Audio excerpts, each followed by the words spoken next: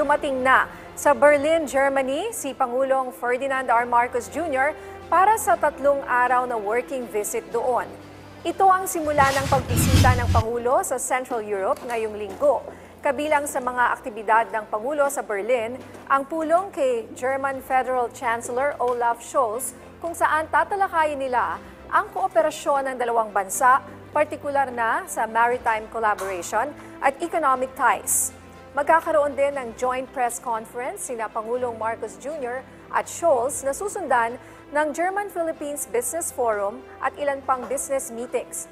Pupunta rin ang Pangulo sa Filipino Community Event mamaya.